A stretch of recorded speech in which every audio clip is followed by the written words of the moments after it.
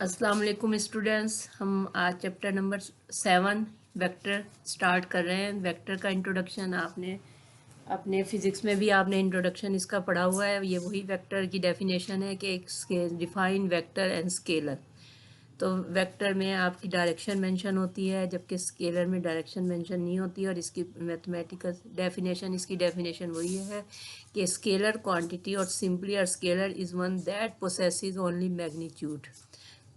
It can be specified by a number along with unit. In physics, the quantities like mass, time, density, temperature, length, volume, speed, and work are examples of scalar. तो physical quantity which possess only magnitude, इसमें direction mention नहीं होती। और इसकी मिसालें आपको दी हुई हैं जो कि आपने फिज़िक्स में भी की हुई हैं कि मैस, डेंसिटी, टेम्परेचर, टाइम, ये सब आपकी स्केलर क्वांटिटीज़ हैं।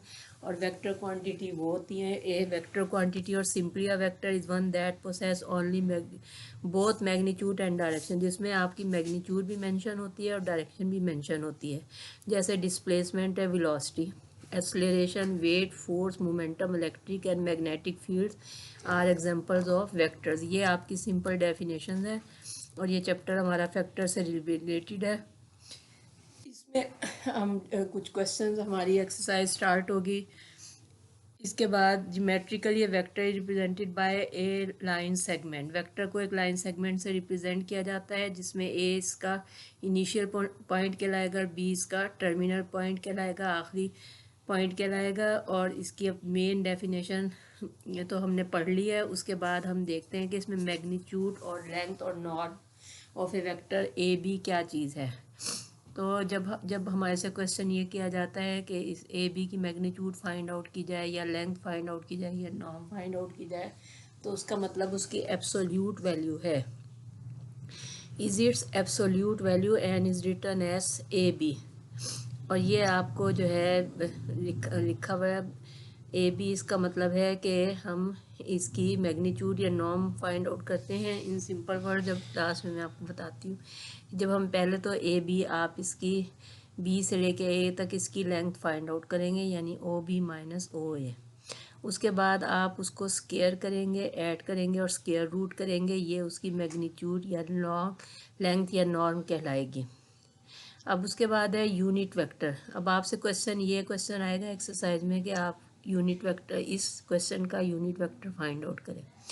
तो define, first of all we define unit vector. A unit vector is defined as a vector whose magnitude is unity, जिसकी मैग्नीट्यूड यूनिटी हो। Unit vector is written as V, read as V hat. अब देखें we के ऊपर आप एक hat नज़र आ रहा है, ये इसकी अलामत है कि ये यूनिट वेक्टर को रिप्रेजेंट कर रहा है।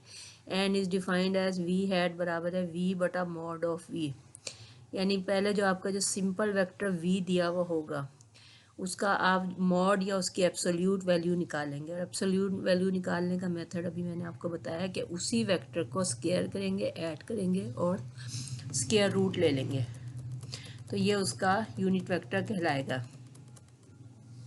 अब vector in a plane, vector in a plane को सिंपल डिफाइन किया हुआ है कि let R be a set of real numbers, the Cartesian plane is defined to be the line R square बराबर है x y such that x y belong R real number को। अब इसमें addition के लिए अगर हमें दो वेक्टर्स दिए हुए हैं तो हम उनको ऐड भी कर सकते हैं।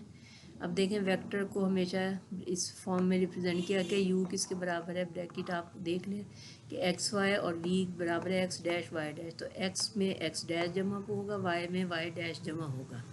और हम इसको वेक्टर फॉर्म में ही लिखेंगे, यानी ब्रैकेट में ही लिखेंगे। अब देखें यू और वी, ये एक यू वेक्टर था, एक वी वेक्टर था, दोनों के नीचे लाइन लगी हुई है, ये इंडिकेट करते हैं कि दोनों वेक्टर्स हैं।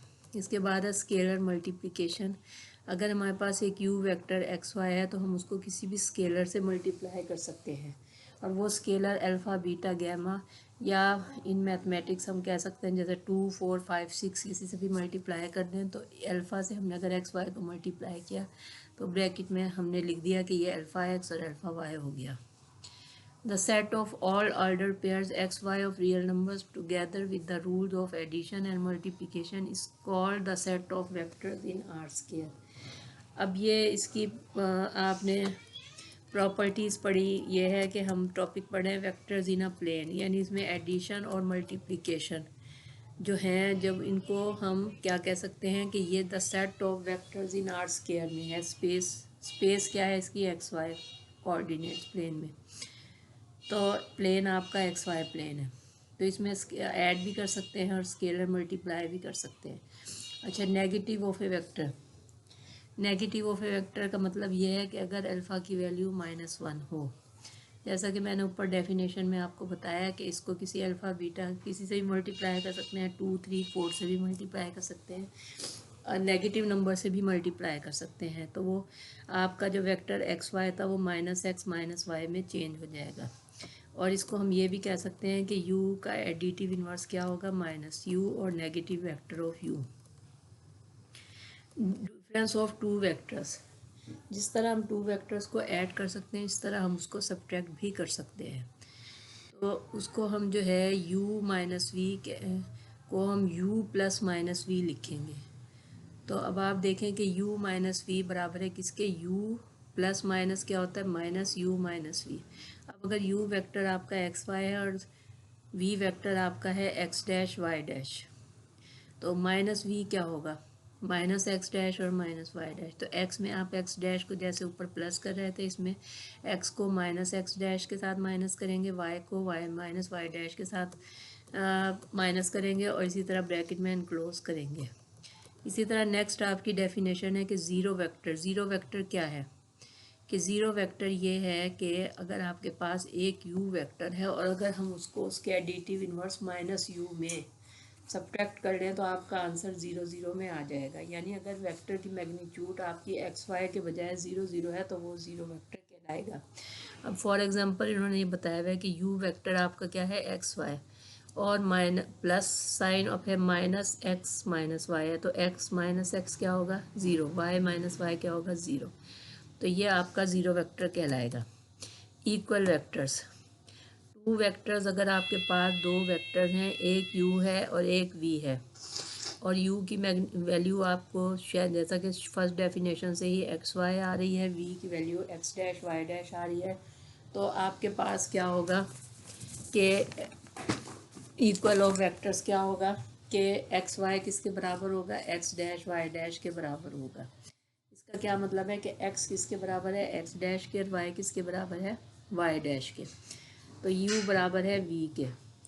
अच्छा, पोजीशन वेक्टर्स, पोजीशन वेक्टर्स भी बिल्कुल सिंपल आपकी डेफिनेशन है, मैग्नीट्यूड ऑफ ए वेक्टर, जैसा कि हम पढ़ चुके हैं और उसको मैंने आपको बता दिया कि कोई भी वेक्टर जो हमें गिवन होगा तो हम उसकी मैग्नीट्यूड या नॉर्म या लेंथ कैसे फाइंड आउट करेंगे, तो उसका मॉड लेंगे, यानी स्केयर करेंगे और ऐड करेंगे। अगर दो मैग्नीट्यूड हैं तो X square plus Y square हो जाएगा।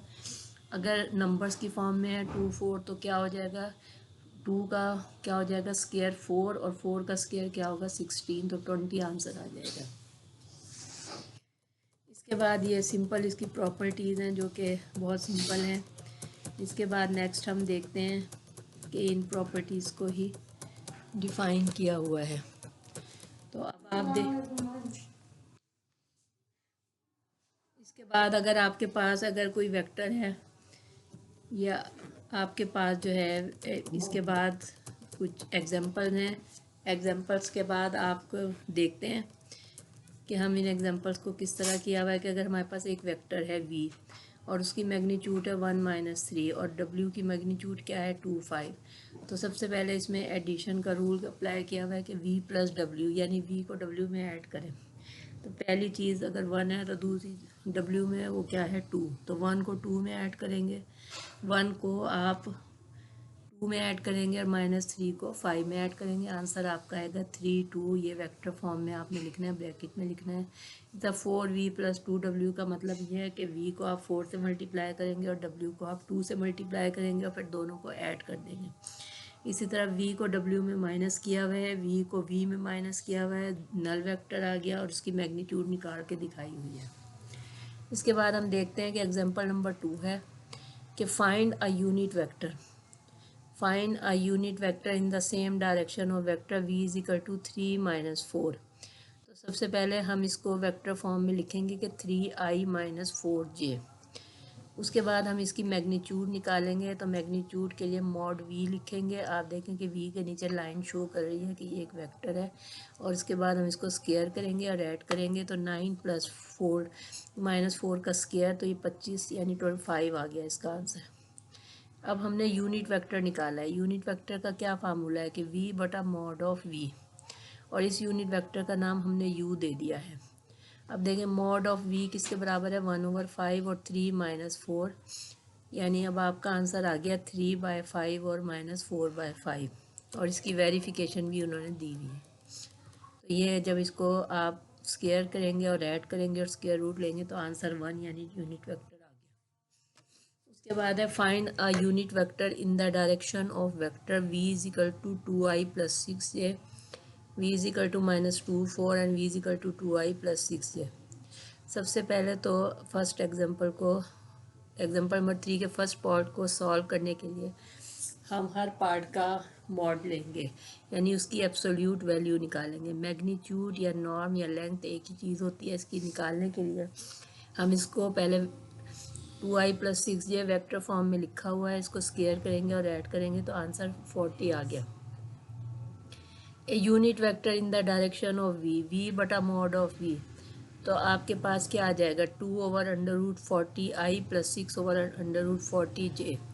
अब देखें ये जो है इसको मज़ीद आगे सॉल्व किया हुआ है कि 40 आपको पता है कि किसका स्क्वायर होता है 10 × 4, तो 4 हमारा 4 अगर स्क्वायर रूट से बाहर आएगा तो 2 हो जाएगा और 2 ऊपर वाले 2 से कैंसिल हो जाएगा। इसी तरह 2 जो दूसरे 6/√40 में 40 किसके बराबर हो गया 10 × 4, 4 का स्क्वायर रूट बाहर आएगा तो 2 होगा, वो ऊपर वाले से कैंसिल होकर 3/√10 आ जाएगा। तो वहाँ आंसर आपका क्या हो गया 1/√10i + 3/√10j। इसी तरह आप नेक्स्ट पार्ट में देखें कि v = -2 4, तो सबसे पहले इसको वेक्टर फॉर्म में लिखा -2i + 4j।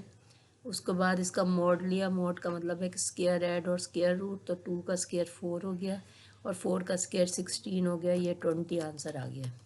अब जब हम इसका यूनिट वेक्टर निकालते हैं तो सबसे पहले यूनिट वेक्टर किसके बराबर होता है v बटा मॉड ऑफ v, तो ये क्या हो जाएगा कि 1/√-2/20i, v की रकमें ऊपर लिखेंगे और नीचे उसको √20 से डिवाइड कर देंगे। अब हर रकम को अलग अलग √20 से डिवाइड करेंगे, तो -2/20i + 4/20j, तो ये आपका आंसर आ गया -1/√5i + 2/√5j। अब इसी से रिलेटेड एक्सरसाइज है जो कि हम स्टार्ट करेंगे नेक्स्ट लेक्चर में।